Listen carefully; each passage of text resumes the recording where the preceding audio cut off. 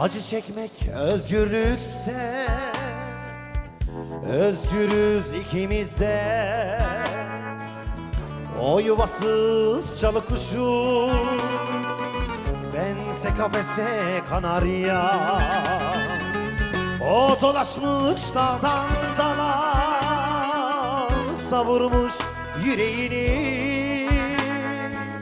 Ben bölmüşüm yüreğimi, baş kaldıran dizelere. Aramakmış oysa sevmek, özlemek imiş oysa sevmek. Bulup bulup yitirmekmiş güzel bir oyuncak.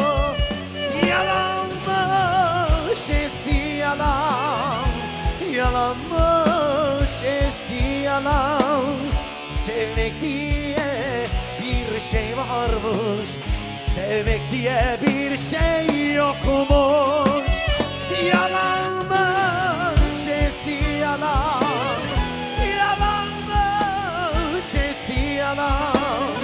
Sevmek diye bir şey varmış, sevmek diye bir şey yokmuş.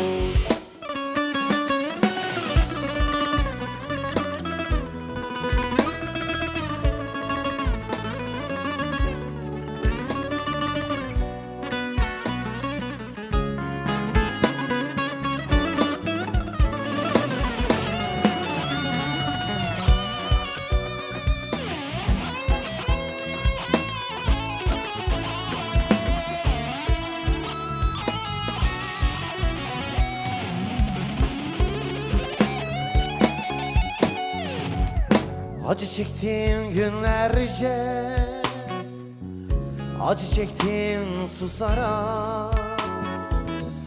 Şu kısacık konuklukta,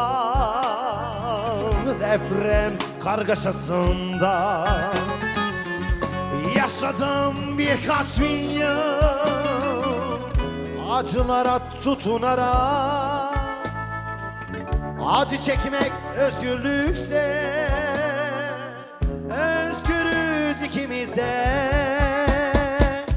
Acılardan arta kalan işte bu bakışlarmış. Bu diye gözlerinden gün battı mı bulutlarmış. Yalanmış hepsi yalan, yalanmış hepsi yalan. Sevmek diye bir şey varmış, sevmek diye bir şey yokmuş. Yalanmış hepsi yalan, yalanmış hepsi yalan. Sevmek diye bir şey varmış, sevmek diye bir şey yokmuş.